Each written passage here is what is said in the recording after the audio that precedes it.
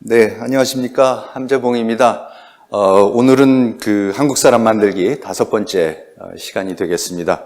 오늘의 제목은 조선은 왜 쇄국을 했나? 그러니까 제가 1권에서 이제 지금까지 조선 사람 만들기를 했고, 그 다음에 이제 1권 2부가 친중 의정 척사파. 제가 이제 구분하는 그 5가지 한국 사람 중에 첫 번째가 이제 친중의정 척사파인데, 그 친중의정 척사파가 도대체 왜 어떻게 형성이 됐는가를 이제 살펴보는 그런 부분이 되겠습니다. 우리가 역사 시간에 많이 배우는 내용들인데, 조금만 더 요즘 시대나 다른 시대랑 좀 연관을 해서 설명을 드리면 조금 더 이해가 쉬우실 것 같아서 오늘 좀 그렇게 한번 진행을 해보겠습니다. 조선은 우리가 이제 역사 시간에 배우기를 화서 이항로, 또 면함 최익현 이런 분들을 통해서 우리가 이제 19세기 말에 소위 의정 척사파가 나와서 서양하고의 천주교에 대한 박해, 그 다음에 개국에 이제 반대하는 그러한 분들이 나왔다 이렇게 배웠는데, 제가 역사를 들여다보니까 재밌는 게 사실은 이 쇄국이라는 게요, 사실 한국 사람들이 굉장히 쇄국적입니다. 이거 굉장히 쇄국적인 역사를 갖고 있구나를 제가 참 많이 느끼게 되는데, 차차 더 자세히 말씀드리겠지만은, 사실 우선 우리가 알고 있는 쇄국 정책이라는 것이 사실은 19세기에 시작된 게 아니라, 화서 이항로나 면함 최익현에서 시작된 게 아니라 훨씬 더 오래 갑니다. 오래 거슬러 올라갑니다. 근데 이제 가장 제가 봤을 때 결정적이었던 게 역시 1644년에 이제 명이 멸망을 하게 되는 건데요. 이게 지금 우리 입장에서는 그냥 어느 나라가 언제 세워졌고, 명은 몇 년도에 망했고, 병자호란이 언제 일어났고, 이렇게 우리가 대충 역사의 그 날짜를 외우고 지나가는데, 한번 우리가 명이 멸망했다라는 게 조선의 입장에서는 도대체 무슨 사건이었을까?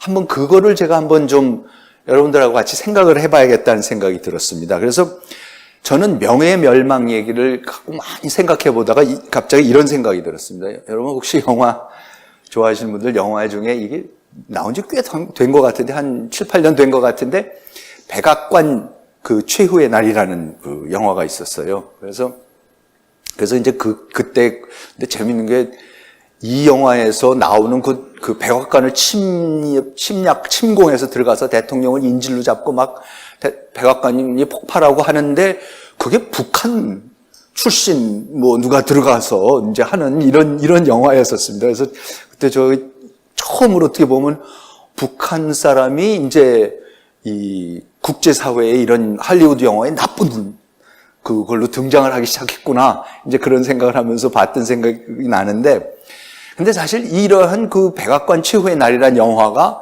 나왔을 때 상당히 쇼킹했고, 그 다음에 이런 영화가 영국, 런던이 어떻게 되고 이제 이런 시리즈로 이렇게 나오게 됐었는데요. 이 계기가 그럼 뭐였을까 이렇게 제가 생각했을 때, 9.11 사태라는 게 있었구나. 제가 여러분들 9.11 사태 때 어떻게 뭘 하고 계셨는지 잘 모르겠지만 저는 아직도 너무 생생하게 기억나는 게 그때 그 미국에 제가 안식년을 갔다가 가족을 거기 잠깐 두고서 그 3년간 두고서 이제 기러기 아빠를 하면서 이제 서울에 와 있었는데 어머니 댁에 가서 있으면서요.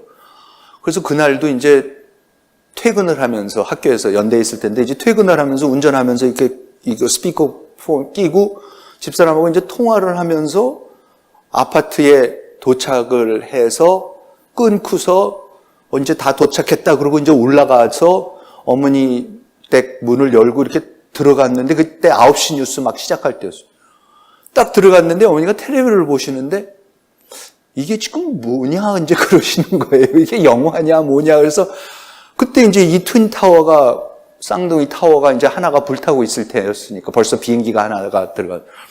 그래서 이제 그때에 저도 모르겠어요. 그러고 이제 보다가 그걸 보고 있는데 앞에서 이제 두 번째 비행기가 이제 또 그 타워에 충돌을 하면서 이 모습을 보고서 이제 너무 제가 그때 기억나는 게 물론 뭐 집사람한테 얼른 전화를 했는데 모든 선이 다 이제 그때는 두절이 됐었더라고요. 미국으로 통하는 모든 선이 다 두절이 되고 그러면서 이제 느꼈을 때 그때의 난생 처음 야 미국이라는 게 이렇게 중요하구나. 미국이 이렇게 당하는 모습을 봤을 때 그 무력함과 이 공허함과 두려움과 이거는 정말 전 상상을 못 해봤어요. 뭐 옛날에 아마 유교가 터졌을 때 그때 어른들이 아마 느끼셨던 아마 뭐 그런 비슷한 거가 아닐까 하는 생각이 들었는데 아무튼 제가 그때 굉장한 뭐 전 세계가 다 쇼크였었지만 한번 개인적인 차원에서도 이제 그런 걸 한번 느꼈던 적이 있었는데 이 말씀을 드린 이유가 명나라가 망했을 때요. 조선 사람들이 똑같은 걸 느꼈을 거예요. 왜냐하면 사실 그러면서 그때 이거를 그 사람들이 뭐라고 표현했냐면 이거를 이제 천붕지해 하늘이 무너지고 땅이 갈라지는 거다. 천붕지해의 시대라고 사실 명나라의 지식인들도 그랬고 명나라 사람들 본인들도 그렇고 이제 조선 사람들은 다 이건 천붕지해다 진짜 정말 그럴 거 아닙니까? 지금 워싱턴이 적군의 수중에 떨어졌다 그럼 그야말로 그 천붕지해죠. 정말로 천붕지입니다. 그래서 그러면은 이게 왜 천붕지였을까 조금만 살펴보겠습니다. 조명관계, 조선하고 명나라의 관계가 뭐였는가? 이게 지금 보여드리는 사진이 이게 평양전투입니다. 평양전투라는 게 1592년에 이제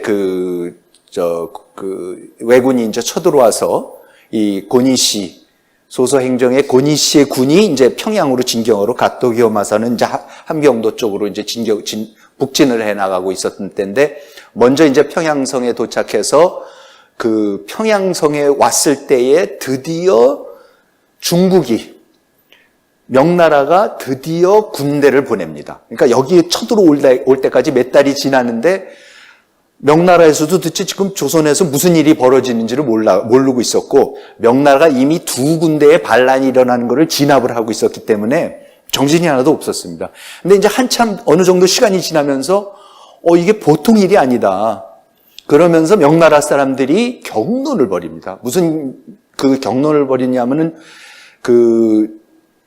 어디에서 막아야 되느냐? 조선 반도에서 막아야 되느냐? 만주에 들어왔을 때 막아야 되느냐? 산해관을 넘었을 때 막아야 되느냐를 가지고 격론을 벌이는데요. 여러분, 왜 요 부분 말씀드리냐면 나중에 6.25 때 인천 상륙작전을 통해갖고 미군이 들어와서 북진을 시작해갖고 38선을 넘어갔을 때에 중국 사람들이 똑같은 논의를 합니다. 모택동하고 주울레하고 이 사람들이 미군을 어디서 막을 거냐? 38선 넘어서 막냐? 아니면 압록강을 건널 때까지 내버려 두냐 하는 그 논쟁을 똑같은 논쟁을 하여튼 합니다. 그런데 이때 결국은 조선 반도에서 막아야 된다. 막는 이유도 그때 논쟁들이 그 기록들이 이제 그때 상소 올리고 이런 것들이 남아 있는데요. 이런 거예요. 예를 들어서 전라도 경상도에까지만 막고 지금의 38선 같은 데겠죠. 그 정도에서 막아서 남부에만 내버려 두려도 절대 안 된다. 왜냐하면 결국은 거기에서 일본이 뿌리를 내리면은 서해를 건너가지고 산동반도가 위험해지기 시작하고 그 다음에 요동이 금방 위협을 당하고 그러고 나서는 이제 본토가 위협을 당한다라는 그 계산을 하고 그거를 그대로 상소로 올려요. 나중에 모택동이 똑같은 계산을 해서 그걸 이제 막게 되는 거죠. 그 중공군이 개입을 하게 되는 이유도 똑같습니다. 역사가 반복되는 건 정말 무섭습니다. 한반도에서. 그래서 저는 그때의 명나라 군대가 왔을 때에 결국은 명나라 군대가 굉장히 군사를 많이 보내는데요. 그때의 그 명나라 군이 왔을 때에 그 조선 사람들이 느꼈을 그 기쁨. 그래서 결국은 평양에서 두 번의 큰 전투가 벌어지고 첫 번째 전투에서는 일본군이 이기는데 두 번째 2차 평양 전투에서 처음으로 명군이 일본군을 이기면서 그 진격세가 처음으로 꺾입니다. 왜군의 그 세력이 처음으로 꺾이게 됩니다. 그래서 이제 제가 이제 보여드린 사진이 이게 지금 인천 상륙작전 당시에 그 상황이고 이제 메가더 장군이 들어오는데 이제 명나라에서는 이여송 장군이 들어왔고 참고로 이여송 장군은 조선 사람의 후예입니다. 그 할아버지 때 만주로 그 갔었던 사람인데 그 손자라서 사실은 뭐 조선 사람이죠. 어떻게 보면은. 근데 그 사람이 이제 군대를 이끌고 왔습니다. 그래서 그때에 이제 임진왜란이 어떤 전쟁이었냐면은 일본군이 30만 대군을 보내왔습니다. 물론 반은 임진왜란 때 1592년에 보내오고 나머지 반은 1598년 정유재란 때 또 보내오고 그러고 나서 명군이 17만 명이 옵니다. 근데 이 당시에 이 전쟁이 얼마나 큰 전쟁이었냐면요. 이 아시아가 역시 스케일이 컸습니다. 그 당시에 바로 같은 때에 유럽에서 일어나고 있었던 제일 큰 전쟁 중에 하나가 스페인의 무적 함대가 엘리자베스의 영국을 쳐들어가서 뭐 그게 이제 풍랑을 만나서 무적 함대가 무너졌고 무적 함대 우리가 그 당시에 최고의 군대였습니다. 유럽에. 근데 무적 함대가 3만이었습니다. 그리고 영국군 전체가 엘리자베스 1세가 동원할 수 있는 영국군 전체가 2만 명밖에 안 됐습니다. 그런데 지금 이 동아시아에서는 30만 명 대 17만. 물론 뭐 여기 조선 사람은 아예 넣지도 않았습니다만 조선 사람은 사실은 군대를 따질 별 의미가 없고 그 백성들 중에 한 1000만 중에 단 한 사람도 전쟁의 참화를 직접 겪지 않은 사람이 없기 때문에 사실 뭐 굳이 어떻게 그리고 의병 뭐 이런 걸 통해서 하면은 거의 다 하나 걸로 금씩은 다 실질적으로 전투에 참여했었다고 보면 되기 때문에 그렇지만 아무튼 그리고 명예 전쟁 비용이 이게 이제 중국 학자가 계산한 건데요. 1700만 양의 은과 보급품을 조선에 댔다. 그 7년 동안 전쟁하는 동안에. 근데 그 7년 전쟁하는 동안에 된 돈이 명나라 조정의 1년 세입의 반 정도였다는 거죠. 그러니까 1년 자기네 수입, 그 다음에 재정의 반을 옆에 나라 속방의 뭘 지켜주기 위해서 돈을 쓴 겁니다. 정말 엄청난 그 돈을 쓴 거죠. 그런 의미에서 사실은, 조선 사람들이 이 명나라가 해준 것을, 이 개입을 제조지은이라는 말이 뭐냐면 다시 만들어지게끔, 없어졌던 나라를 다시 만들어지게끔 해준 은혜다. 그래서 그걸 제조지은 이제 그랬습니다. 근데 사실 제조지은은 해줬는데 너무나 아이러니가 뭐냐면 명나라는 이것 때문에 망합니다. 명나라는 조선에 하도 많은 군대를 파견하고 그 많은 군대를 아까도 말씀드렸지만 벌써 2개의 큰 반란을 진압하고 있었던 와중이었고 이 또 추가로 7년에 걸쳐서 17만 대군을 그 옛날식으로 이제 보낸다라는 거는 그 보급로와 이런 걸 생각해 보시면요. 특히 많은 군대가 강남에서 복건 이런 데서부터 왔다는데 그 중국을 다 올라가가지고 요동반도를 건너서 만주를 해가지고 압록강을 건너서 들어와서 거기서 몇 년 동안 전투를 벌인다라는 게 요즘 상황에서도 그 보급을 하는 일이 보통 일이 아닐 텐데 그 당시 상황에서는 정말로 명이 휘청하는, 조선은 살아나고 명은 무너지는 그런 결정적인 계기가 되는 게 사실은 이 임진왜란이었었습니다. 임진왜란의 또 하나 재밌는 측면이, 조선은 결국은 명의 도움으로 살아남는데 명은 무너지고 일본은 어떻게 됩니까? 도요토미도 이 전쟁 때문에, 물론 도요토미는 그 전쟁이 끝나기 직전에 죽지만 도요토미의 그 왕조도, 그 막부도 무너지는 게 바로 이 전쟁에 개입했었기 때문에 또 그 다음에 도쿠가와가 이제 정권을 뺏게 되는 거죠. 그러니까 조선에서 싸운 옆에 중국하고 일본은 정권 교체가 되는데 오히려 조선은 정권 교체가 안 됩니다. 그대로 조선 왕조가 또 살아남는 게 또 역사의 참 아이러니입니다.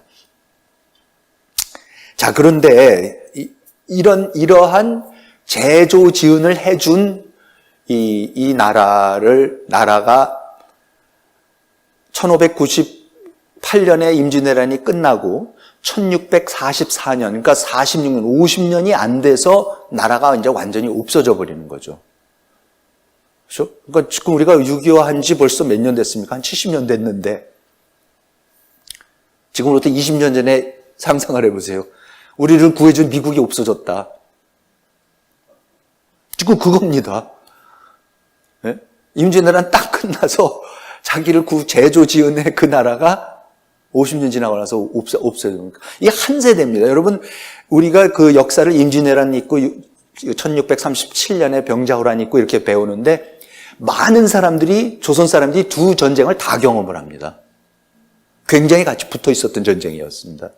그래서, 그런데 아무튼, 자, 명나라가 망하는데, 근데 누구한테 망하느냐?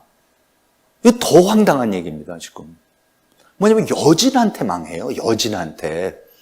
근데 여진이라는 게 무슨 어디에 별나라 이상한 데서 온 사람들도 아니고, 여진은 조선 사람들하고 더 이상 가까울 수 없는 사람들이 여진족이었습니다. 그래서 지도를 보시면요. 지도를 보시면은 여기 보시면 이제 압록강이 이렇게 있고, 여기가 이제 백두산 아닙니까? 이 한복 무산, 제가 이렇게 빨갛게 해놓은 데가, 여기가 무산인데, 건주 여진이라는 사람들이 그 백두산을 중심으로 살던 사람들이에요. 자기네는 장백산이라고 불렀습니다. 근데 백두산의 중심으로 사는 사람들이었고, 이 사람들이 제일 많이 한 사람, 뭐를 한 전지 아세요? 이 사람들이 인삼 장사를 했습니다. 그러니까 여진족은 인삼을 캐는 사람들이었어요. 물론 뭐 말도 기르고 이런 걸 했지만은 아주 그 인삼 장사를 기가 막히게 많이 하는 사람이었습니다. 그러니까 나중에 청나라를 일으키는 그 누르하치라는 사람이 신만이었습니다. 신만이. 그래서 신만이었으면서 그 장사를 해서 이제 돈을 번데, 그건 차차 말씀드리겠지만, 아무튼 이게 왜 말씀을 드리냐면요, 너무 비슷해요, 우리랑. 그리고 너무 가까이서 살았었습니다. 그런데 이 사람들이 조선이 떠받치고 있었던, 그리고 또 그냥 이 사람들이 누구냐면은 조선 사람들이 봤을 때는 정말 야만인. 그러니까 여진 하면 아직도 뭔가 이렇게 좀 차별적인 우리가 왜 하듯이 여진 하면 이렇게 좀 우리보다 못한 뭐 이런 느낌이 들 정도인데, 그 당시엔 정말 여진이라 그러면 굉장히 이제 나쁜 뜻이었는데, 아무튼 여기에 그 사진에 옛날 그 여진족 그림에서도 보시듯이 그냥 말 타고 이런 그야말로 야만적인 그런 부족이었었는데, 이 사람들이 이제 일어나기 시작해서 결국은 청나라라는 나라를 만듭니다. 사실 이 스토리도 제가 책에서 자세하게 다루지만요, 요때 임진왜란 당시만 하더라도 한 10만이 안 됐었어요, 여진족이. 이 건주 여진이. 그런데 임진왜란이 끝나고 1637년 병자호란이 일어날 때쯤 되면은 벌써 몽고족들을 복속을 시키고 자기네 여진족이 이제 건주 여진이 있고 해서 여진이 있고 야인 여진이란, 이 사람들을, 만주에 흩어져 있는 사람들을 누르하치라는 사람이 다 통합을 하고, 그러고 나서는 몽고를 복속을 시켜서 인구가 대략 한 50만이 됩니다. 50만 정도가 되면은 그 중에 대략 50만이면은 실제로 그 여진족 같이 그렇게 군사가 중요하고 군사력을 많이 동원하는데도 5만 명 정도 이상의 군사가 나올 수가 없습니다. 50만 인구에. 근데 그 5만을 이끌고 와서 병자호란을 일으켜서 순식간에 조선 인구 1000만이 넘는 조선을 갖다가 순식간에 제압을 하는 거죠. 그리고 이 여진이 조선을 제압을 하고 요동반도를 뺏어서 요동에 살고 있는 중국 사람들, 조선 사람들, 이 사람들 다 합쳐서 한 인구 150만이 됐을 때에, 150만의 인구였을 때에 산해관을 넘어서 명나라를 점령을 합니다. 그 당시 명나라가 인구가 5억이었습니다. 그러니까 인류 역사상 이것도요, 아니 어떻게 누구든지 다 중국 사람이나 조선 사람이나 야만족 하던 진짜 백두산 근처에서 인삼이나 캐던 사람들이 어떻게 그 단시간 내에 명나라를 정복을 하고 그 다음에 명나라를 무너뜨린 다음에는 어떡합니까? 그 몇십만 되지 않는 사람들이 그 중국 전체 대륙을 완벽하게 통치를 하고 그야말로 중국 역사상 가장 넓은 강토를 갖고 있는 그 청제국을 일으킵니다. 그리고 강희제, 옹정제, 권륭제 하는 그 기가 막힌 강건의 치세라는 그 놀라운 치세를 일으키면서 그때가 세계의 GDP의 30%를 중국이 차지한다라는 게 바로 청나라 때입니다. 아무튼 이제 그런 일이 지금 벌어지고 있는 겁니다.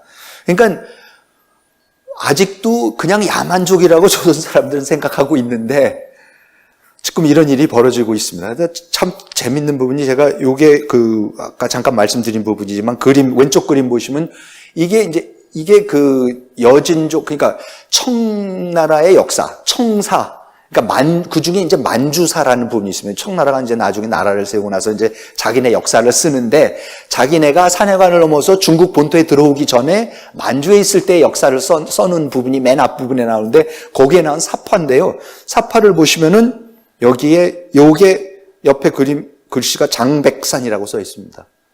그리고 장백산이라고 이렇게 써 있고 이게 이제 백두산을 그려놓은 거죠.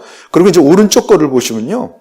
오른쪽이 뭐냐면은 세 선녀가 하늘에서 내려와서 목욕을 하고 있다가 까치가 내려와서 한 선녀의 옷을 뺏어가는 바람에 그 선녀는 하늘에 올라가질 못하고 남아서 어쩌고저쩌고 하면 많이 들어보신 얘기 같잖아요. 네? 너무 비슷합니다, 우리랑.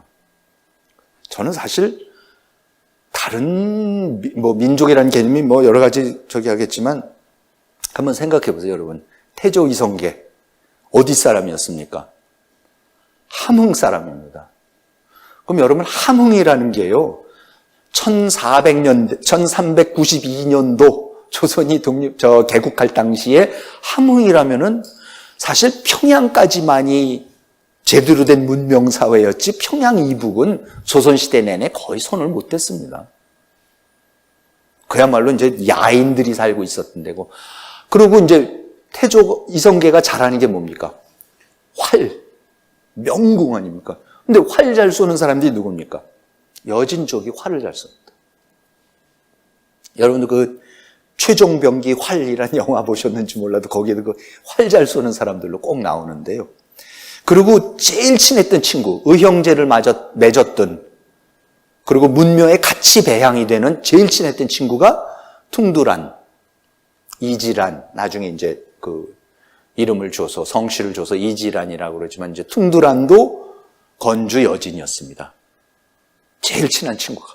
그러니까 맨날 같이 어려서부터 그쪽 지방에서 여진족하고 조선 사람하고 그냥 대충 섞여서 친하게 같이 사냥 다니고 이러면서 이제 자랐던 거고.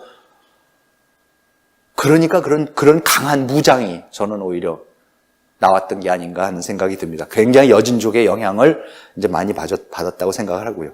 자, 그래서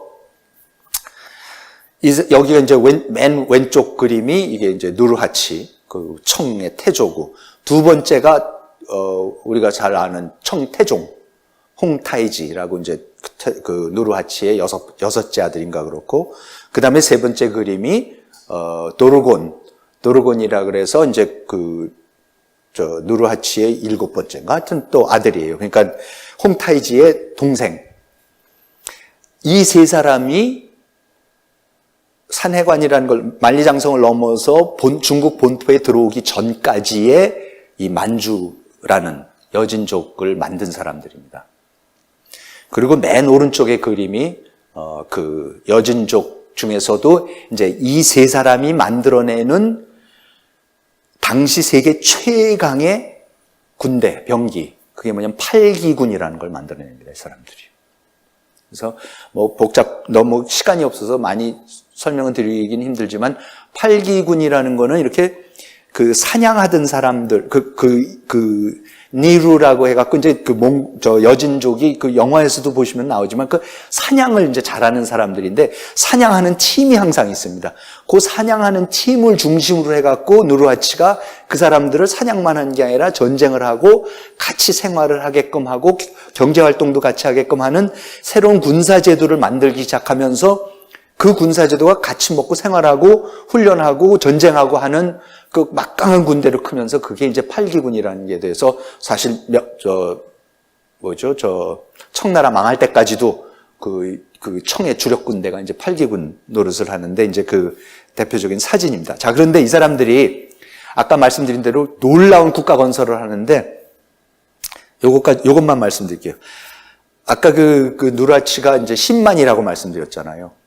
10만이라는 게 뭐냐면 이제 이런 겁니다. 중국 사람들은 그때나 지금이나 그렇게 인삼을 좋아했죠. 그러니까 뭐 인삼이라는 거야 뭐 진시황 때부터 나오는, 진시황이 나중에 그 인삼 찾아서 조선 동쪽으로 왔었다라고 하는 얘기가 있을 정도로 정말로 인삼이 중요한 건데, 그 중국에서의 인삼은 벌써 명나라 때가 되면은 거기서도 나는, 지방에서 나는 데가 있었는데 이게 다 이제 고갈이 됩니다. 그래서 남는 게 이제 조선에서의 고려 인삼이 남는 거고, 근데 이제 고려가 굉장히 삼을 수출하는 거를 갖다가 굉장히 이제 조정을 하는데, 그러니까 많지가 않으니까 이때 그러니까 모든 대부분의 중국 사람들이 사는 삼이 어디서 나냐면 바로 이 만주에서, 장백산 근처에서, 백두산 근처에서 나는 거를, 그게 이제 누르하치가 잡는 거죠. 그래서 이제 그 중국 사람들이 이 사람들을 어떻게 다스렸냐면은 여진족들한테 라이센스를 줍니다. 그래서 너희들이 인삼이나 뭐 피역이나 뭐 이런 거겠지만 주로 인삼을 모아가지고 그걸 가지고 라이센스가 있는 사람만 그걸 가지고 만리장성에 있는 그 성읍으로 와서, 성읍에 와서 중국 사람들하고 한족들하고 이제 그걸 교환을 할 수 있는 라이센스를 줬던 거죠. 근데 이 누르하치라는 사람이 그 당시 그 라이센스가 한 500개가 있었는데, 그 여진족 사이에 누르하치가 그 라이센스를 전쟁을 통해 가지고 다 뺏어서 500개 라이센스 정도를 다 뺏어 갖고 완전히 독점을 합니다. 인삼을 독점을 하기 시작하는데, 얼마나 독점을 하냐면요, 한 번은 누르하치가 뭐를 잘못했다 그래갖고 누르하치 거를 명나라가 1년인가 2년을 안 사줬어요. 그때에 인삼이 30만 근이 썩었다 그래요. 그러니까 이 스케일이 얼마나 큰 스케일의 장사를 지금 이 사람이 하고 있었는가가 이제 나옵니다. 그런데 이제 그러면 이 말씀 드린 이유가, 자, 그거를 인삼을 갖다가 이제 삼을 캐서 갖다가 이제 파는데 중국 사람들은 사실 줄 게 없거든요, 이쪽에다가. 그러니까 뭐 비단 조금 사고 이제 여진족들이 하려지만은 사실 중국으로부터 그렇게 여진족이 필요한 게 없으니까 결국 뭐냐면 돈을 줍니다. 근데 돈을 주기 시작하는데 돈이 뭐냐면 명나라 때는 다 은화였습니다. 명나라는 전부 다 은화를 썼습니다, 여러분. 진짜 동전이 은화였습니다, 여기 그림에는. 근데 이게 왜 은화였느냐? 이게 우리가 국제 경제를 지금 말씀드리려고 하는 겁니다. 중국이 16세기부터 시작해서 유럽 사람들이 안 먹고는 못 사는 아주 최고의 기후식품을 하나 수출하기 시작하는데, 뭐죠? 영국 사람들이 아직도 꼭 먹는 차. 중국 차라는 거를 유럽 사람들이 15세기부터 발견을 하기 시작해요. 그래서 이 차 수출이라는 게 엄청나게 일어나서 유럽 사람들이 전부 다 폼 잡는 사람들은 전부 다 이 홍차를 마십니다. 그런데 이제 유럽에서도 도대체가 홍차는 마구 차는 중국으로부터 수입을 하는데 유럽이 중국에 갖다 팔 게 없어요. 중국에서 입장에서 보면 유럽어가 음식이고 옷이고 뭐고 중국계 명나라께 훨씬 나으니까 뭐 도자기고 뭐고 모든 거를 유럽은 명나라로부터 사가기만 하지 자기네가 팔 게 없는 거예요. 그러니까 어떻게 됩니까? 돈으로 줘야죠. 돈으로 뭘 주냐? 은을 줍니다. 왜 은이냐? 그때가 스페인이 남미를 점령해서 남미에서 그 엄청난 은광들이 나오기 시작해서 그 은이 전부 다 유럽으로 건너갑니다. 근데 그 건너가는 은이 또 어디로 오느냐? 전부 다 명나라로 와요. 그래서 유럽 사람들이 그랬어요. 중국은 우리 은의 무덤이다 그랬어요. 한번 가면 안 나오는 거예요, 도대체가. 그래서 그 엄청난 은이 흘러 들어가기 시작합니다. 그 은 얘기가 나와서 제가 이건 미국 역사랑 연결이 또 되는 부분이라서 여기 오른쪽 그림이 뭐냐면 그 유명한 보스턴 티파티라고 미국 독립혁명의 촉발제가 되는 아주 중요한 사건입니다. 이게 뭐냐면은 영국 정부가 자꾸 이 미국 식민지 주민들한테 이제 세금을 걷는데 이제 그때 나오기 시작한 얘기죠.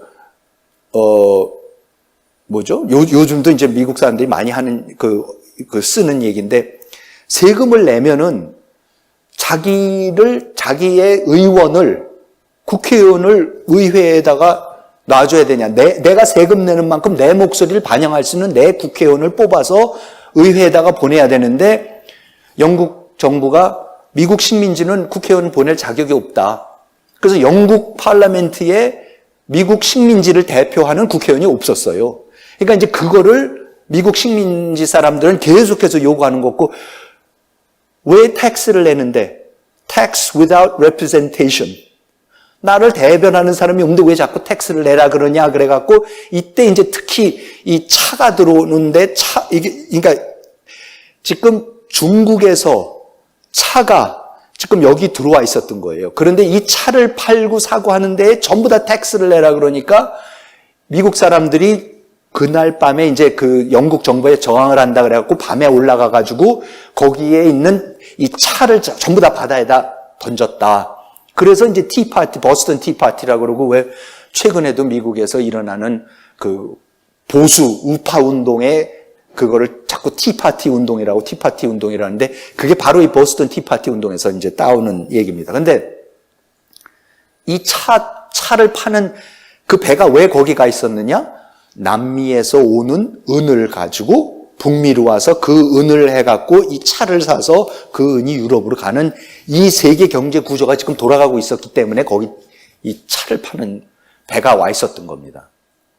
그러니까 이렇게 세계가 자 그런데 명나라가 세계 은의 무덤이라고 할 정도로 모든 은이 명나라로 가서 하도 은이 많아서 자기네 일상에 쓰는 동전까지도 은으로 다 만들어서 쓰고 있었는데 그 은의 3분의 1이 누르하치한테 갔답니다. 여진족한테 갔답니다.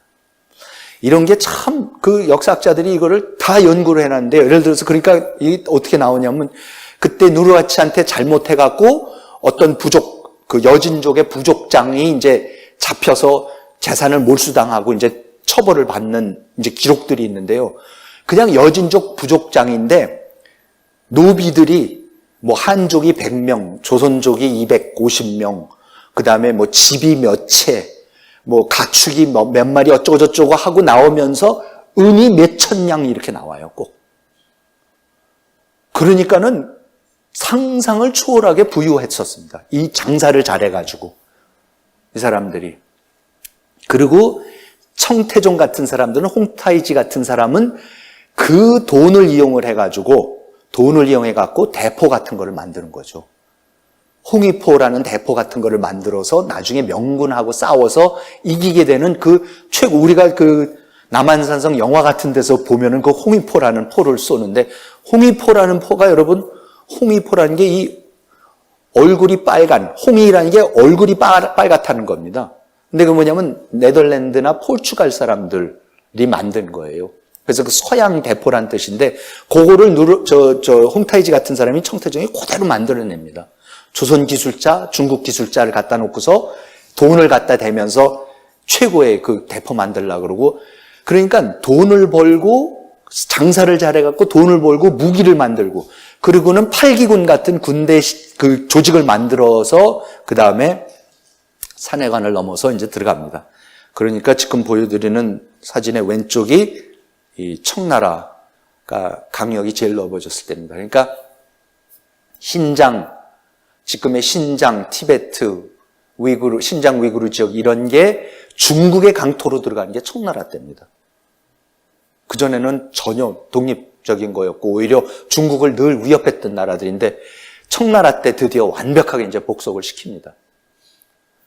그리고 이제 오른쪽에는 청나라 깃발이고 황실의 깃발이고 그 밑에 거는 이제 옥쇠고 그런데 아무튼 청이 지금 이런 엄청난 일을 지금 벌이고 있습니다. 자, 그러면 저는 이런 일이 벌어지고 있으니까 조선에서는 지금 일단은 이 여진족이란 놈들이 들어가서 저거를 무너뜨렸구나. 그러면은 저는 정말로 여러분들 지금 미국이 무너졌는데 아까 영화 내용이라고 말씀드렸지만 실제로 한번 생각해 보세요. 만일에 우리 북쪽에서 이렇게 왔다 갔다 하던 우리가 이렇게 깔보던 야만족이 느닷없이 베이징에 들어가 갖고 자금성을 차지하고 앉아서 천하를 호령한다 그러는데 이런 것 같아요. 북한이 워싱턴을 함락을 시켜 갖고 갑자기 김정은이 워싱턴에 가서 세상을 이제 자기가 통치를 한다고 그런다고 생각을 해보세요. 저는 이게 너무나 황당한 얘기지만은 다행히 그 당시에 조선 사람들 입장에서는 아마 똑같은 쇼크였을 겁니다. 아니 어떻게 여기에 이 야만인들이 저기까지 가갖고 지금 자금성에 가서 자기네가 천자라고? 그러면 어떻게 하는 거냐?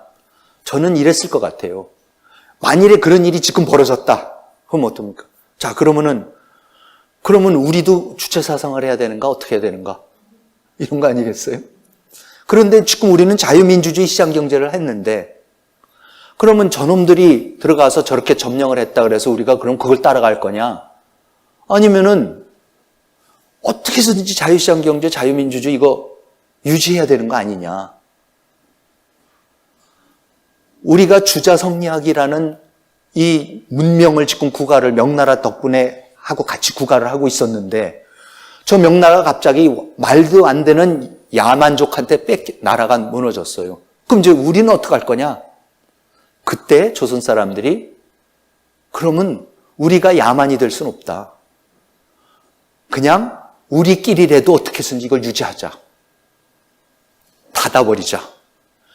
절대로 외국에서부터 아무것도 못 들어오게 닫아버리고 우리 거 무조건 유지하자. 그게 쇄국입니다. 그래서 쇄국이 벌어지는 겁니다. 그러면서 실질적으로도 지리적으로도 완전히 고립이 됩니다. 우선 제가 보여드리는 이 사진의 왼쪽 사진이 이게 지금 잘 안 드러나는데 이렇게 요 부분이 요게 지금 요동반도입니다. 그리고 요게 지금 한반도입니다. 요게 이렇게 압록강이고 무산, 여기가 무산이고 이렇게 이제 함경도고 두만강이고 그런데 요 파란 선들 있지 않습니까? 요거 이렇게 돼 있는 거 제가 지금 마커로 보여드리는 거 이게 뭐냐면 유조변이라는 겁니다. 유조변이 뭐냐면 버드나무 철책인데요. 버드나무 저 담을 쌓는데 만주족이 여진족이 자기네가 들어가서 청나라를 세운 다음에 그 다음에는 이 만주 땅에는 아무도 못 들어와. 여기는 우리 조상들의 성스러운 땅이야. 한족도 못 들어오고 조선족도 못 들어오고 아무도 못 들어와. 그러면서 철책을 쳐버려요. 버드나무로. 그 흔적이 아직도 남아있어요. 인공위성으로 보면 남아있을 정도의 만리장성에 버금가는 버드나무로 만들어 놓은 그 철책입니다. 그러면서 아무도 만주에 못 들어와 이렇게 만들어 놓습니다. 이 영이 해금이 되는 게 1898년에 가서나 만주가 열립니다. 그 전까지는 만주가 텅텅 비어 있습니다. 그러니까 나중에 조선 사람들이 뭐 간도고 뭐고 이렇게 막 들어갔을 때에 아무도 없는 땅들이 그래도 있어가지고 거기 가서 개간을 하고 농사를 짓고 그럴 수 있었던 이유가 이 청나라가 절대로 만주에 들어오지 못하게 막았습니다. 그러니까 왜 그 말씀을 드리냐면은 결국은 조선 사람들이 지금 북쪽으로 갈 수 있는 건 아무것도 없이 막아버렸어요. 그러니까 진짜 청나라가 막아버렸습니다. 완전히. 그리고 유일하게 베이징의 연행사, 베이징에 조공 바치러 가는 사람들만 어디로 갑니까? 의주를 통해 가지고 요 의주로 해서 요렇게 요걸 따라서 가서 해안가를 따라서 가서 산해관을 지나서 만리장성을 들어가 갖고 베이징으로 가는 그 길만 열어놓고 싹 위가 닫힙니다. 북쪽이 완전히 닫힙니다. 동시에 뭡니까? 남쪽은 어떻게 했습니까? 우리가 세종대왕 때 삼포를 열어줍니다. 지금 울산하고 진해하고 부산을 열어줬는데 왜가 와서 계속 장사를 하겠다 그러니까 대마도 정벌을 한 다음에 그걸 이제 열어주죠, 세종이. 그런데 임진왜란이 일어나고 나니까 임진왜란 직후에 뭡니까? 삼포 중에 2개를 닫아버리죠. 울산하고 진해를 닫아버리고 부산포 하나만 넘겼고 그것도 외관이라 그래갖고 거기에 여기 오른쪽 사진에 그림에 보시면은 해안가 따라서 요만큼 1년에 배 20척만 들어와서 잠깐 다녀갈 수 있는 그 정도 것만 해놓고 그것도 이중철책 쳐놓고 들어오지도 못하게 하고 이 조선 땅으로 들어오지도 못하게 해놓은 그러니까 완전히 지리적으로 정말로 고립이 됩니다. 완벽하게. 그러니까 생각해 보세요. 그 당시에 중국하고 닫고 일본하고 닫으면 뭐 완전히 닫힌 거죠, 조선은. 그런데다가 여러분 소현세자 얘기 아시죠? 정치적으로 이제 이 고립이 되기 시작하는 겁니다. 소현세자가 그 인조의 큰아들이었습니다. 인조가 그 청태종이 통타이지가 쳐들어왔을 때 남한산성에 그렇죠? 그 삼전도에 나가서 무릎을 꿇고 삼괴국어 둘에 이렇게 머리 찢는 세 번 절하고 절할 때마다 3번씩 머리를 이렇게 찢는. 여러분 영어로 카우타오 한다란 말 아시죠? 카우타오 한다란 말 아세요? 누구한테 가서 카우타오 한다 그러면은 그 미국 사람들도 그게 누구한테 가서 비굴하게 막 그러는 거를 그 카오타오 한다 그러는데 그 카오타오란 말이 크토우라는 게 3괴국어두로에서 나온 말이더라고요. 중국 황제한테 가서 이렇게 아무튼 그 3괴국어두를 해서 아직까지도 그 삼전도의 굴욕이라고 우리가 역사 시간에 배우는 그걸 했던 그 인조의 큰아들이 소현세자입니다. 소현세자가 남한산성이 떨어졌을 때 그때의 소현세자하고 그 동생 복림대군 나중에 효종이 되는 그 두 내외가 아까 말씀드렸던 그 도르곤한테 청태종의 동생한테 끌려서 심양으로 갑니다. 심양에 가서 8년 동안 인질 생활을 합니다. 근데 가서 인질 생활을 하면서 정말로 이 그 소현이 힘들었던 게 이제 거기에 잡혀왔던 사람들을 갖다가 그 자기네가 농사를 지어서 돈을 벌어서 사람을 시장에 가서 조선 사람들 잡혀온 사람들을 사서 풀어주기도 하고 그러면서 또 맨날 이제 조선이 청태종한테 약속했던 것들, 군사 얼마 보내라, 뭐 여자들 몇 명 보내라, 노비들 몇 명 보내라 하는 거, 맨날 그런 거 전달하는 역할을 하고 그래요. 그럼 소현은 또 여기서 닥달을 하니까는 조선에다가 그걸 알리면은 인조는 저 자식은 내가 보내놨더니 기껏 하는 게 그냥 이놈들, 여진족들 그 요구사항 전달하는 짓만 하고 앉아있고 아무것도 안 한다 그러고 또 조선에서 안 보내면은 청태종 같은 사람은 이제 불같이 화를 내면서 넌 도대체 뭘 하고 있는 거냐 하면서 석고대자라고 그래서 맨날 이제 석고대죠. 하여튼 이 소현이 중간에 끼어갖고 정말로 이제 괴롭지만 진짜 그 기록들을 보면 눈물겹게 열심히 거기서 이제 살면서 아까 말씀드린 대로 그냥 다 직접 농사를 지으면서 어떻게든 조금이라도 돈을 벌어서 그래도 자기들이 먹고 사는 것도 해결하지만은 잡혀왔던 인질들을 사서 풀어주기도 하고 이제 그런 거예요. 그런데 이 사람이 멋있는 사람이었던 것 같아요. 이 사람이 도르곤하고 동갑이었는데 굉장히 친해져요. 청태종하고도 친해져. 그래서 청태종하고 도르곤이 자기네가 사냥 가고 뭐 할 때마다 데리고 다니다가 나중에는 중요한 전투할 때는 꼭 데리고 가요. 그래서 나중에 청태종이 죽고 이제 도르곤이 완전히 권력을 잡고서 도르곤이 산해관을 넘어서 명나라에 들어가서 자금성에 입성할 때에 1644년 자금성이 입성할 때 바로 옆에 소현세자가 같이 있었어요. 그러니까 1637년에 병자호란데 잡혀서 심양에 가서 거기서 8년 동안 인질 생활을 하면서 이 나라가, 이 지금 여진족 50만 밖에 안 되는 나라가 그 팽창해 나가는 거를 다 보고 거기에 최고 지도자라고 제일 친해져서 그 사람들하고 같이 말을 타고 산해관을 넘어서 자금성에 입성을 하는 거예요, 지금. 입성을 해가지고는 거기에 가서 이제 그 건문각이라는 데에 이제 사는데 그게 아직도 건물도 그대로 있는데 거기에서 이제 거처를 거길로 이제 정해줬나 보죠, 이제 도르곤이. 그래서 거기서 있으면서 이제 자금성으로 왔다 갔다 하는데 거기에 자금성 바로 바깥에, 바로 옆에 이 남천주교당이라는 게 있었습니다. 이 예수회 사람들이 와갖고 지어놓은 천주당이 있는 거예요. 그리고 거기에 아담 샬이라는 그 예수회 사제가, 신부가 거기 있는 거예요. 그래서 여기서 만나가지고 두 사람이 그렇게 친해져요. 이 기록들이 그대로 남아있습니다. 바티칸에 그대로 남아있습니다. 그래서 그때 기록에 뭐라고, 그리고 거기에 있었던 그 당시에 거기에 그 황비묵이라는 중국 사람 그 신부의 기록에 뭐라고 써있냐면요. 순치원년 1644년에 조선의 세자가 베이징에 볼모로 잡혀와 있으면서 아담샬이 훌륭하다는 말을 듣고 때때로 천주당에 찾아와서 천문학 등을 묻고 배워갔다. 아담샬도 세자가 거처한 것을 자주 방문해서 오랫동안 얘기를 나눴는데 두 사람 사이에는 깊은 뜻을 같이 하는 바가 있었다. 아담샬은 연달아 천주교가 바른 기름을 이야기하고 세자도 잠못 듣기를 좋아하여 자세히 묻곤 하였다. 세자가 조선으로 돌아가게 되자 아담샬은 선물로서 그가 지은 천문, 산학, 성교, 종도 등의 여러 서책들과 여지구, 이 지구본과 천주상을 보냈다. 세자는 삼가 이것을 받고 손수 글을 써 보내어 예찬하며 감사의 뜻을 표했다.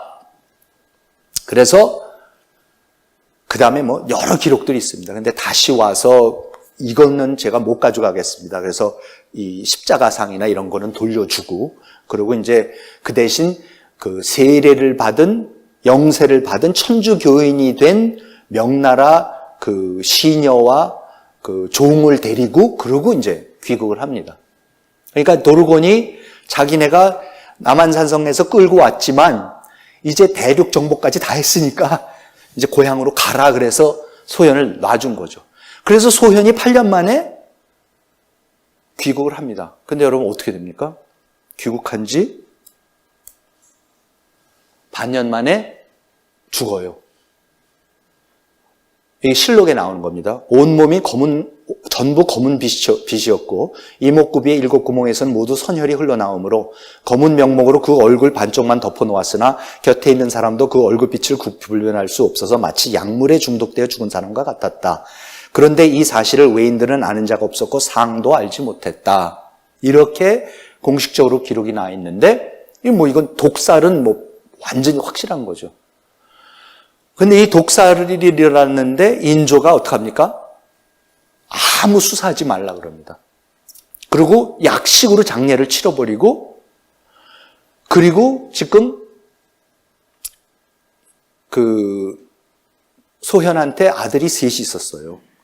12살짜리 석철, 8살짜리, 4살짜리 아들이 셋이 있었는데, 그러면은 소현이 죽었으면은 장손이 있으니까 석철이 당연히 다음 왕이 돼야 되는데 안 된다 그러고 나서는 어떡합니까? 그 동생인 복림대군한테 왕위를 물려주라 그러는 거. 그러니까 대군이 되는 거죠. 복림대군이 나중에 효종이 되는 사람이 되는 거죠. 1년 후에 소현의 부인, 자기 큰 며느리는 모반을 꾀했다 그래서 사약을 내려서 죽여요. 그리고 자기 손자 셋을 다 제주도로 귀향을 보내요. 그래서 12살짜리가 4년 후에 장독으로 죽고 8살짜리도 죽고 막내 4살짜리가 7살에 귀향 가갖고 막내만 나중에 그 자기 작은아버지 복림대군이 효종이 돼서 살려줘요. 그래서 거기만 살아요.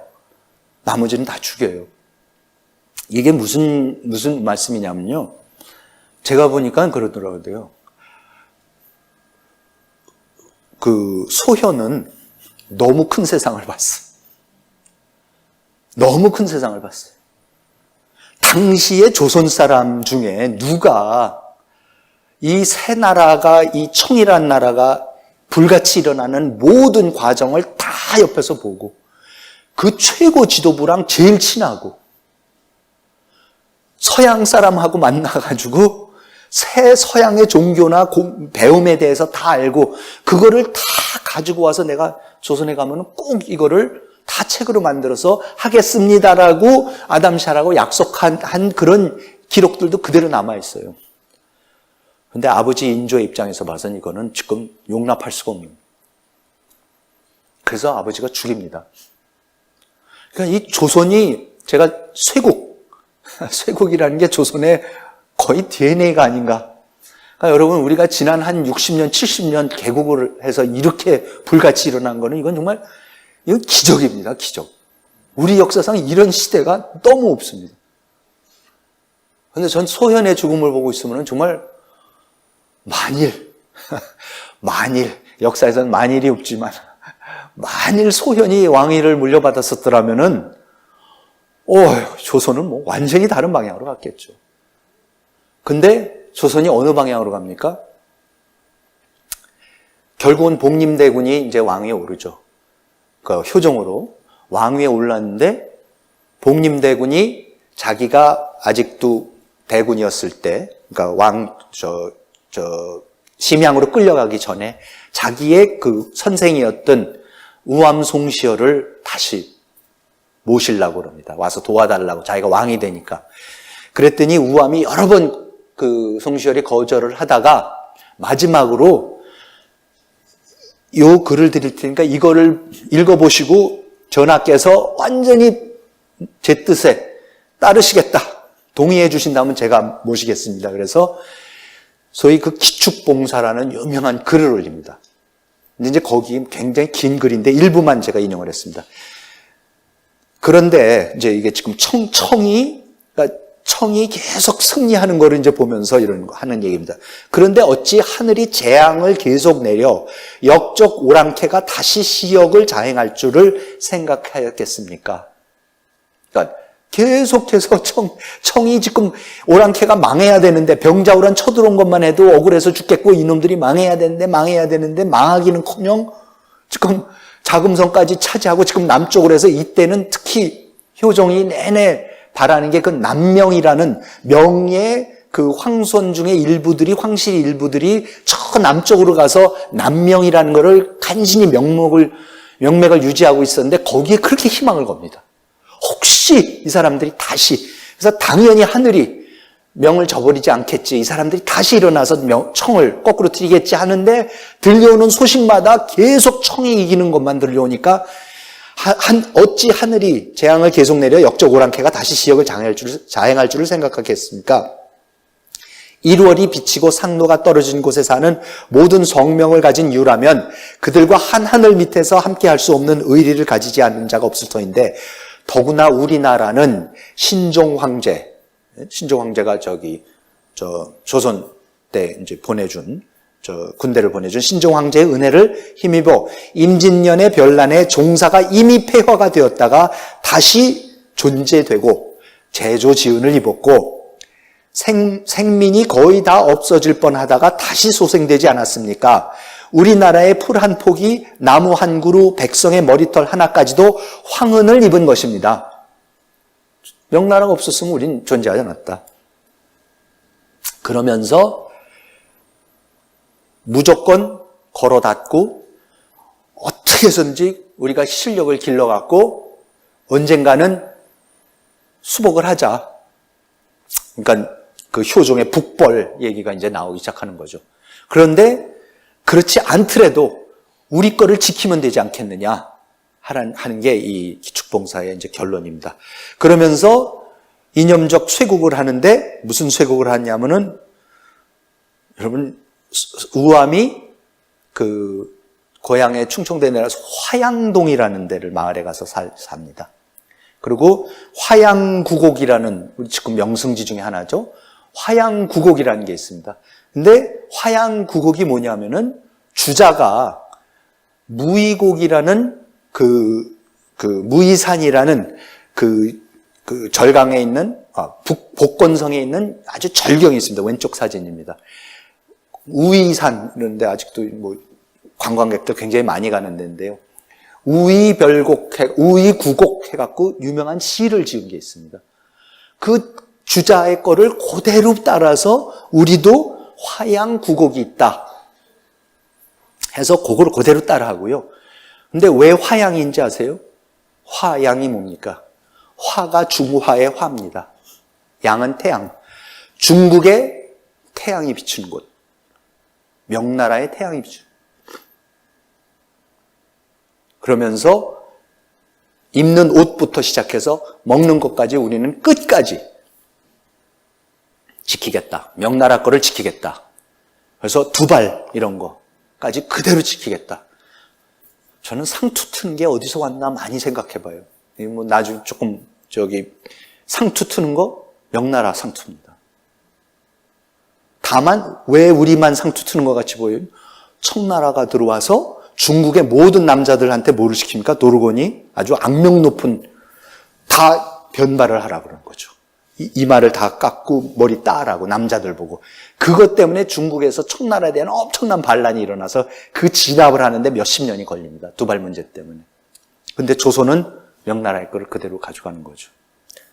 사실 한복도 저는 좀 그렇게 해석되는 부분이 없잖아요. 근데 그건 나중에 또 따로 기회가 되면 말씀드릴게요. 자, 그래서 시간이 다 됐습니다. 사회가 다칩니다. 이렇게 되니까요. 그러니까 지리적으로 다치고 정치적으로 다치고 이념적으로 다치니까 사회가 다칩니다. 근데 사회가 다치는 데 있어서 나중에 이제 제가 우리 그 3권에 가서 기독교 얘기를 할 때에 이제 더 자세히 말씀을 드리기 위해서 이 부분을 특히 강조해서 말씀드리는데 조선의 여성들한테 일어난 일입니다.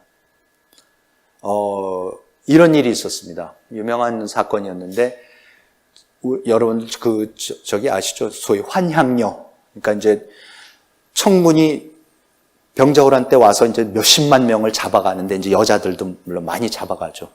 그래서 이제 그 여자들을 돈을 받고 인질해서 돈을 받고 풀어주는 경우도 있고, 물론 뭐 노비류도 쓰고 뭐 하여튼 굉장히 비참한 일들이 기록에도 많이 남아 있지만은 그렇지만은 예를 들어서 이런 사건이 있었습니다.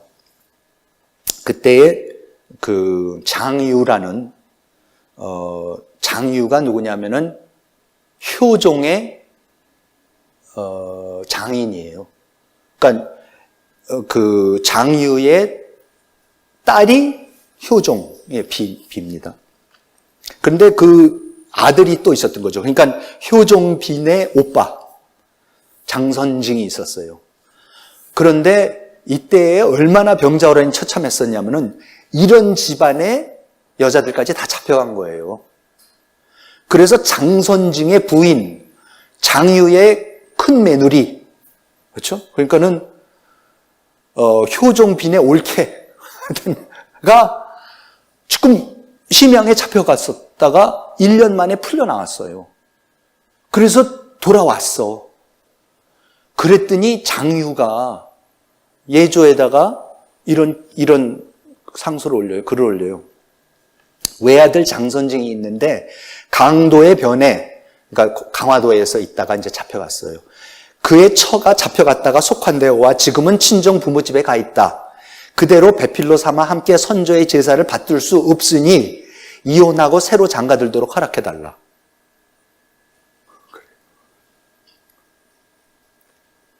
그랬더니 그런데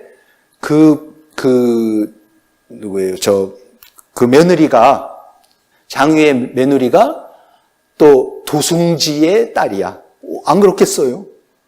도승지는 이제 대통령 비서실장 딸이야. 그러니까 친정아버지는 도대체 무슨 소리 하는 거냐? 무슨 실절을 하고 뭐 어떻게 당신이 뭐를 한다고 지금 어떤 고생하고 돌아왔는데 지금 무슨 소리 하는 거냐고 말도 안 된다고 이제 맞상소를 올렸어요. 그랬더니 이제 예조가 이거는 저희가 저희가 어떻게 할 수 없으니까 어전회의에서 높으신 들끼리 논하십시오. 그래갖고 어전회의가 열려요. 그래서 그 어전회의에서 경론이 오고 합니다. 거기에 최명길, 여러분들 그 남한산성에서 이병헌이 분하는 그 최명길이 뭐 역사에서 여러 가지 평가가 있지만 전 최명길 정말 멋있는 사람 같아요. 최명길이 이렇게 논합니다. 그때 이제 영의정이었었는데 신이 전에 심양에 갔을 때 출신 사족으로서 속환하기 위해 따라간 사람들이 매우 많았는데 남편과 아내가 서로 만나자 부둥켜 안고 통곡하기를 마치 저승에 있는 사람을 만난 듯이 하여 길 가다 보는 사람들이 눈물을 흘리지 않는 사람이 없었습니다. 부모나 남편으로 돈이 부족해 속환하지 못하는 사람들은 장차 차례로 가서 속환할 것입니다. 만약 이혼해도 된다는 명이 있게 되면 반드시 속환을 원하는 사람이 없게 될 것입니다. 이것은 허다한 부녀자들을 영원히 이역의 귀신이 되게 하는 것입니다. 한 사람은 소원을 이루고 100집에서 원망 품는다면 어찌 화기를 상하게 하기에 충분하지 않겠습니까? 신이 반복해서 생각해보고 물정으로 참작해 보아도 끝내 이혼하는 것이 옳은 줄은 모르겠습니다. 라면서 반대해요. 이혼시키면 안 된다고.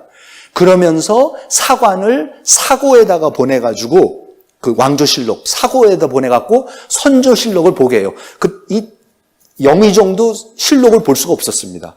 사관만이 볼 수가 있었어요. 그래서 사관이 가서 어느 산 속에 있는 데를 가서 찾아가서 선조실록을 샅샅이 봤는데 선조도 임진왜란 이후에 똑같은 영을 내립니다. 절대로 안 된다. 이혼 못 시킨다.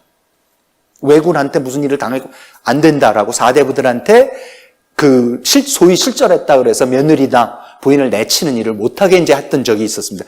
그 예까지 들면서 반대를 해요. 그런데 지금 최명길이 이렇게 논한 것도 실록에 있는데 실록에다 보면은 실록의 옆에 사신인 게 이제 실록을 실제로 받아 적는 사람입니다. 그 사람들도 자기의 의견을 집어넣을 수가 있었어요. 사관들이. 이 부분에 대해서 사관이 뭐라고 집어넣냐면 사신은 논한다. 충신은 두 임금을 섬기지 않고 연료는 두 남편을 섬기지 않으니 이는 저리가 국가에 관계되고 우주의 동량이 되기 때문이다. 사로잡혀갔던 부녀들은 비록 그녀들의 본심은 아니었다고 하더라도 변을 만나 죽지 않았으니 저리를 잃지 않았다고 할 수 있겠는가? 죽었어야 한다는 거예요. 이미 절개를 잃었으면 남편의 집과는 의리가 이미 끊어진 것이니 억지로 다시 합하게 해서 사대부의 가풍을 더럽힐 수는 절대로 없는 것이다. 최명길은 삐뚤어진 견해를 가지고 망령되게 선조 때의 일을 인용하여 허니 하는 말에 끊어버리기 어렵다는 의견을 갖춰 진달하였으니 잘못됨이 심하다라고 했고요. 송시열은 신은 또 상고하건대 정자가 이르기를 실절한 여자를 취하여 배필로 삼으면 이는 벌써 자신이 실절한 것이다 하였습니다. 정충년 별난 초에 실절한 부인을 그 남편으로 하여금 버리지 못하게 하였으니 이는 실절을 가르친 것입니다. 법을 의롭게 제정했다 라도 오히려 악이용될까 걱정인데 이런 식으로 법을 만드니 어떻게 백성을 방지하겠습니까? 삼가 듣건대 장선징 집에 실절한 부인의 소생인데 상신이 그와 의논했다 하니 추잡함이 막심합니다. 대신이 이와 같기 때문에 조정이 날로 격화되고 임금의 의세가 날로 강화되니 매우 두렵습니다. 뭐냐면 장선징이 그 실절했다라고 잡혀갔다라는 그 부인하고 낳은 아들이 있을 거 아니에요. 잡혀가기 전에. 그 아들의 혼사가 오고 간 거야. 다른 대신집하고. 그랬더니 송시열이 그걸 갖고 혼사를 왜 그런 집 자식하고 혼사가 오고 가냐. 이건 지금 잡혀가기 전에 낳은 아들인데 더군다나. 그러면서 추잡하다 그러는 거예요. 그러면 이게 무슨, 왜 이 말씀드리니? 정말 조선의 남자들 비겁했어. 와, 이게 정말 도덕적으로 한번 이런 문제를 피하기 시작하면은 정말 어느 정도까지 사람들이 떨어질 수 있는가. 낮게 떨어질 수 있는가를 진짜 보여주는 예 같아요. 그러면서 전부 다 여자 탓이에요. 남자들이 못 지켜줘서 그렇게 됐는데 전부 다 조선 여자 탓을 해요. 그러면서 여자들을 옥죄기 시작해요. 제가 요거 하나 더, 이게 양주 11기라는 글인데요. 이게 뭐냐면은 양주라는 게 지금 항주 옆에, 소주 옆에 굉장히 번성하는 양자강이 유명한 도시인데 그때에 이 양주 사람들이 청에 아까 말씀드린 이 변발을 하라 그러니까 못하겠다 그래서 양주 사람들이 그 반란을 일으켰어요. 그래서 청군이 가서 이제 도르곤의 또 다른 동생이 대군을 이끌고 가갖고 이제 아까 말씀드린 대로 계속 그렇게 해서 변발 때문에 반란이 일어나니까 가갖고 내가 도저히 안 되겠으니까 이번 성은 양주부터는 반란을 일으켜서 함락이 되면은 한 사람도 남기지 않고 다 죽인다.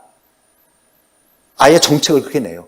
그래서 실제로 양주가 함락이 됐을 때에 청군이 들어가서 열흘 동안 진짜 도륙을 합니다, 사람들을.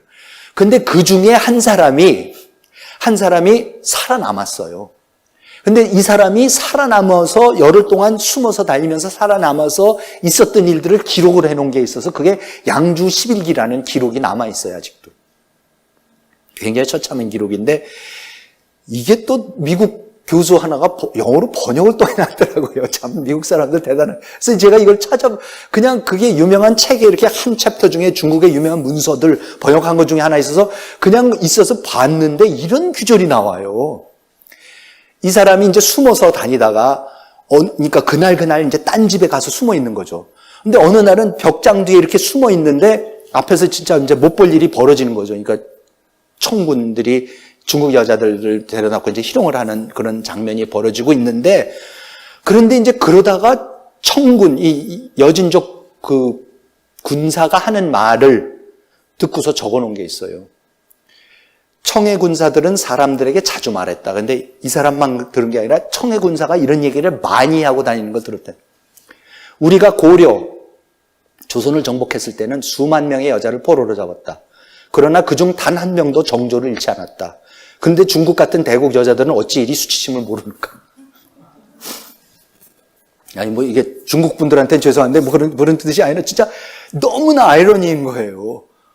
너무나 지금 조선에서는 갔다 왔다고 1년 갔다 또 실절했다고 지금 다 이혼을 시켜야 된다라고 제일 높은 데서부터 다 저렇게 결정을 내리고 그렇게 실행을 하고 앉아 있고, 그런데 지금 오히려 그 청군의 군사들의 입에서 나온 증언이 무슨 조선 여자들은 도대체가 전부 다 웬만하면 자결을 한다는 거예요. 그래서 실제로 강화도가 함락됐을 때요, 강화도 앞에 바다가 연등회하는 것 같다 그랬어요. 왜 그런지 아세요? 조선 여자들이 이렇게 꽃갈 모자 같은 거를 이렇게 썼었대요. 근데 전부 다 물에 뛰어들었기 때문에 자결을 하려고 그 모자들만 이렇게 물에 둥둥둥둥 떠 있어서 무슨 꼭 연등회 가는 연꽃이 핀 것 같다고 그랬다고 합니다. 요건 빨리, 진짜 죄송합니다. 넘어갔어요. 마지막으로, 그래서 이제 이게 사회가 닫히는 게 얼마나 쇠국이라는 게 무섭다라는 게 정치적인 뭐 이런 쇠국만이 아니라 이런 일이 벌어져요. 이게 이사벨라 버드 비숍 여사가 1894년에 우리나라에 와서 썼던 그 책인데 거기에 이런 기록이 나와 있어요. 여성들을 가둬놓는 전통은 500년 전 현재의 왕조에 의해서 시작되었다. 그 역사를 잘 몰라서 그런데 제가 봤을 때는 병자호란 때부터 시작된 건데, 그 당시에는 가족을 부패한 사회로부터 보호하기 위해서 시작되었다고 한다. 그 전통이 오늘날까지도 지속되고 있는 것은 한 조선 사람이 허버트 존스 씨에게 솔직히 털어놓았듯이 조선 남자들이 자신들의 부인을 믿지 못해서라기보다는 서로를 믿지 못하기 때문이라고 생각된다. 이는 어찌 보면 당연한 일이다. 왜냐하면 조선의 도시 사람들과 상류층의 부도덕성은 상상을 초월한다. 정말 마지막 슬라이드입니다. 달래 신부에 의하면 이게 이제 진짜 그 실절 문제입니다. 그러니까 그때부터 나와가지고 효종 때에, 인조하고 효종 때에 우리나라의 연료의 숫자가 갑자기 한 10배가 뜁니다. 그 전까지는 연료가 없었어요. 연료라는 게 굉장히 쉽게 연료가 될 수 있었고 별로 없었는데, 이때부터 이제 연료문이 세워지기 시작하고, 그러니까 여러분들 연료문 보실 때마다 한 번씩 생각해 보셔야 돼요. 이거 여성 인권의 차원에서 보면은 이게 결코 아름다운 얘기가 아닙니다. 근데 이제 1894년에 이르면 어느 지경까지 왔는지가 뭐냐면은 달래 신부가 천주교사를 쓴 그 W 주교 이런 분들이 1850년대, 60년대에 우리나라에 와서 숨어서 포교하다가 나중에 순교했지만 그 적어놓은 책들을 이제 글들을 정리해서 조선 천주교사를 썼는데 거기에 나오는 대목인데, 달래 신부에 의하면 우발적으로 또는 의도적으로 외간 남자들이 손을 만졌을 경우 딸들은 아버지들 손에, 부인들은 남편들의 손에 죽었고 자살을 한 경우도 있었다. 최근에는 한 하녀가 자신이 모시는 젊은 아씨를 불길에서 구하려고 시도조차 하지 않고 죽도록 방치한 사건이 있었는데 그 이유를 묻자 불이 난 혼란 속에 어느 외간 남자가 자신의 아씨를 만졌고 따라서 살릴 필요가 없어졌기 때문이라고 하였다. 그러니까 조선 말쯤 되면요, 여러분 이런 일이 지금도 벌어지고 있지 않습니까? 어느 나라에서 벌어집니까? 딸이나 부인을 갖다가 소위 출절했다 그래가지고 죽이고 하는 그런 언어 킬링 이런 게 파키스탄 이슬람 국가에서 많이 일어납니다. 여러분 조선시대의 여자들이 양반집 여자들 특히 양가집 여자들은 이렇게 다 쓰고 나아갔지 않습니까? 지금 어느 나라 사람들이 그럽니까? 네? 이슬람에서 그럽니다. 조선 말은요 정말로 무서웠습니다. 근데 이게 한번 다치기 시작하니까 사회가 이렇게 무섭게 닫아집니다. 그러니까 이게 왜 이렇게 다치게 됐는가를 우리가 이제 알아야 되고, 따라서 나중에 정말로 기독교가, 개신교가 들어왔을 때에 벌어지는 일. 이런 여자들을, 이런 밑에 당하는 사람들을 상대해주고, 치료해주고, 가르쳐주고. 그렇죠? 구원받았다고 하고. 누가 당신을 사랑한다 그러고 하는 일이 벌어지니까는 이 무서운 전교가 일어나는 겁니다. 개신교가. 아무튼 그 위정척사파 이러한 그 나라를 걷어닫아야겠다는 얘기가 왜 나왔는지, 그리고 사실은 처음에는 그 이유가 타당한 부분이 없지 않아 있는 거지만 시간이 갈수록 정말 이런 무서운 사회를 또 만들어냈다. 다친 사회는 또 이런 결과를 낸다라는 것을 또 오늘 말씀드렸습니다. 너무 시간을 초과해서 말씀드려서 죄송합니다. 다음 시간에 또 뵙도록 하겠습니다. 감사합니다.